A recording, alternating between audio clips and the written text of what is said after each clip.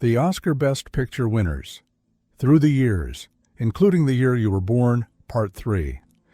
Welcome to Part 3 of our 4-part series on the Oscar Best Picture winners. If you've missed Part 1 and 2, you can watch it here. Let's dive into this collection of films that have been recognized as the best of the best. 1973, The Godfather. The Godfather takes place in its little world, away from the normal rules. Mario Puzo and Francis Ford Coppola created a clever story that makes us see the mafia differently. Don Vito Corleone is seen as someone we can understand and even respect, despite being a criminal. Throughout the movie, he never does anything we disapprove of. We don't see any innocent people suffering because of organized crime, no women forced into bad situations, no one losing everything to gambling, and no one getting hurt by theft or fraud. The story shows us the mafia from the inside. Instead of the real world, we're in a world where one man, the Godfather, holds all the power and decides what's right and wrong. The only bad guys are the ones who betray their families. Michael, Vito's son, sums it up. Don't ever go against the family. 1974, The Sting. The Sting is a standout movie from its time. It reunites the actors and director from Butch Cassidy and the Sundance Kid, a movie that received a lot of praise. This time they play tricksters who cleverly con a wealthy man, played by Robert Shaw. Their schemes are intricate and set in the bustling 1930s Chicago, where brains triumph over brawn. Shaw's character, a high-stakes gambler, becomes entangled in a poker game on a train between New York and Chicago, where Newman and Redford's characters begin their con. Shaw remains oblivious to their partnership, adding to the enjoyment. They must act as if they don't know each other, subtly manipulating him without raising suspicion. It's all part of the film's charm, particularly when Redford hints at knowing a major secret in the city. 1975, The Godfather Part II. At the end of The Godfather 1, we witness a significant change in Michael Corleone. He starts off as a young man who wants to distance himself from his family's criminal activities. However, by the time we reach Part 2, he has completely changed. He's lost any hint of morality he had left and has become cold and ruthless. If there is any sympathy for him, it's because of his self-pity. As Michael tries to take over his father's role, he forgets the values that made his father a respected figure. Instead, he becomes just as corrupt and wicked as he needs to be. This American crime movie received 6 Oscars, which was 3 more than the Part 1 film received. 1976, One Flew Over the Cuckoo's Nest. McMurphy stars as a convict who gets moved to a mental hospital, where he clashes with the nurse who runs the psychiatric ward. The main puzzle in the movie is figuring out what's going on in McMurphy's head. Everything builds up to a scene near the end where he's found sleeping by an open window. By choosing not to run away, it seems like he's accepting whatever happens next. Has he lost all his energy and hope? After his big rebellion against the mental hospital, after he rallied the other patients to stand up for themselves, after he helped Billy and the chief find new strength, and even after surviving shock therapy, is he finally giving up? Watch the movie to find out. This comedy drama, based on Ken Kesey's book, received 5 Academy Awards. Don't forget to subscribe to our channel to stay updated with old celebrity gist every week.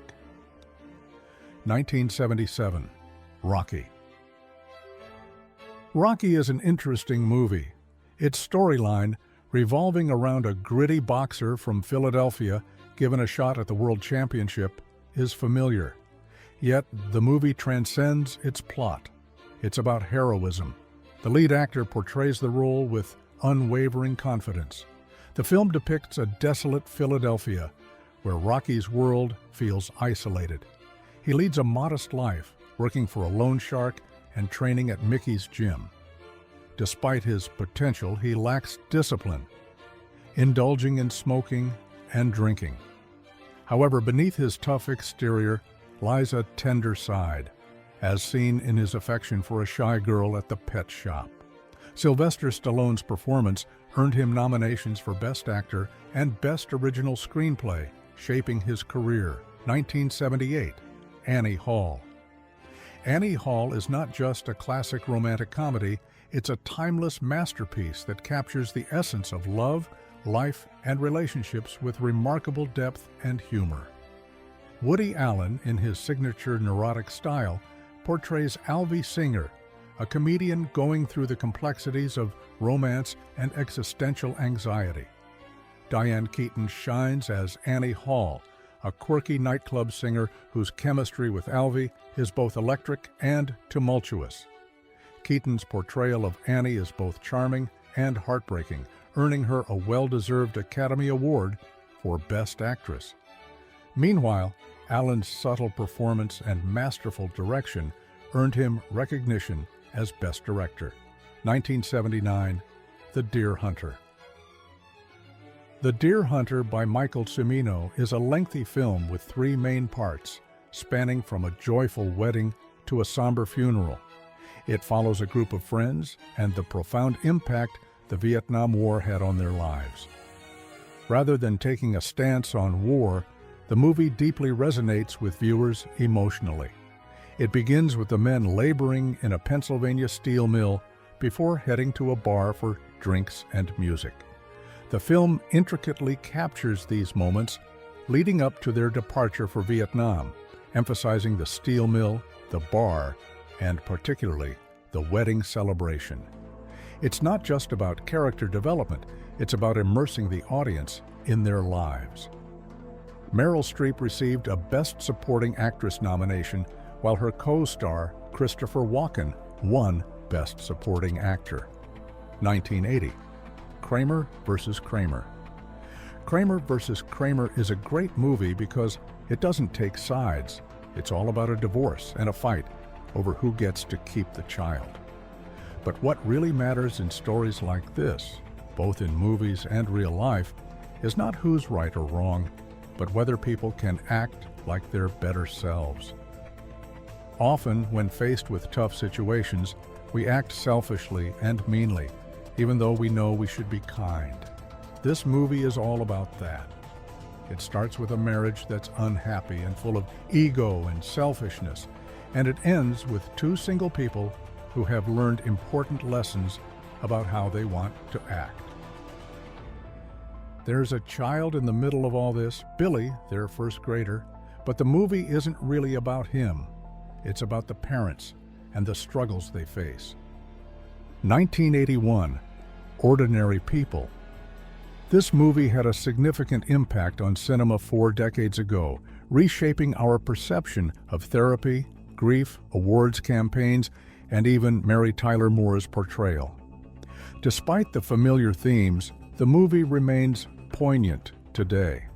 The therapy scenes between Conrad and Berger evoke a longing for a caring and patient therapist. Based on Judith Guest's novel, the film delicately handles intense emotions surrounding the loss of a child, illustrating how grief can strain relationships. Mary Tyler Moore's portrayal of Beth is particularly compelling, as she embodies the anguish of a mother unable to move past her son's death. While Timothy Hutton and Robert Redford received Oscars for their performances, Moore's portrayal remains the film's emotional core, making Ordinary People worth revisiting solely for her remarkable acting. 1982, Chariots of Fire. Chariots of Fire features many running scenes and explores the post World War I division in British society. It follows two outsiders, one Scottish with missionary parents in China, and the other Jewish with a father from Lithuania, both using running to assert their worth. However, the movie transcends their stories, evoking a profound emotional response from viewers through clear and powerful moments. Nostalgia plays a significant role, starting with a 1979 memorial service for Harold Abrahams, one of the main characters, then flashing back 60 years to his time at Cambridge University. The film's message is touching, reflecting on the fleeting nature of youth, strength, and glory in sports, as the characters are remembered as figures from a distant past. 1983, Ghandi. In the quiet moment of the movie, Gandhi's remarkable nature is revealed. He stands by a lake with his wife, quietly renewing their wedding vows for a Western visitor. Despite their arranged marriage at a young age, their love grew over time. This scene isn't just about their love story, it humanizes Ghandi, showing him as a real person, rather than just a historical figure. Ben Kingsley's portrayal of Ghandi is amazing, capturing his moral strength with subtlety and depth. What sets this movie apart is the belief and commitment of those involved in its creation. 1984, Terms of Endearment. Terms of Endearment skillfully blends humor and sadness, mirroring the mix of emotions in family gatherings. The film revolves around two resilient women and their relationships. Shirley MacLaine portrays the widowed mother who hasn't dated since her husband's passing, while Deborah Winger plays her spirited daughter, facing life's challenges with optimism. As the story unfolds over the years, they navigate various trials, including MacLaine's hesitant return to dating and Winger's husband's career changes. Through heartfelt performances and thoughtful direction, the movie captures these bittersweet moments, showcasing the evolution of their bonds. Yet, just when things seem stable, a surprising event disrupts their lives. 1985, Amadeus. Milos Forman's Amadeus is a bold movie about Mozart that takes a big risk. It's lively and cheeky, yet still has the seriousness of a tragedy. Unlike other boring films about famous composers, Amadeus shows Mozart in a different light. He's portrayed more like an 18th century rock star than a stuffy genius. But what's clever about the movie is that it doesn't feel cheap or disrespectful. It's not only entertaining, but also surprisingly true to life. The story is told from the perspective of Salieri, who admires Mozart's talent but feels jealous. Salieri isn't a great composer himself, but he knows good music when he hears it. Mozart's brilliance makes him feel inadequate, as his own work seems dull compared to Mozart's. 1986, Out of Africa. The movie tells the story of Baroness Karen Blixen, a Danish lady who worried she'd never find love. So she married her lover's brother and moved to Kenya in Africa. There, she ran a coffee farm on Mount Kilimanjaro. When the farm failed, she wrote books about her experiences under the name Isak Dinesen. These books, like Out of Africa and Seven Gothic Tales, are famous. However, they aren't the only inspiration for the movie. It's a classic love story, carefully told, that draws us into the characters' emotions. Apart from the main characters played by Streep and Redford, there's another important character named Bror, the man she marries. He's portrayed as a charming but unreliable man. The movie is set in a time when many Europeans were moving to East Africa, looking for a better life. They settled in places like Kenya's White Highlands, where the air was cooler and farming was easier. 1987, Platoon. Francois Truffaut once said that making a movie against war is impossible because war films often make fighting look exciting. However, if he saw Platoon, the top movie of 1986, he might have changed his mind. This movie shows war from the perspective of an ordinary soldier, and it doesn't glorify it.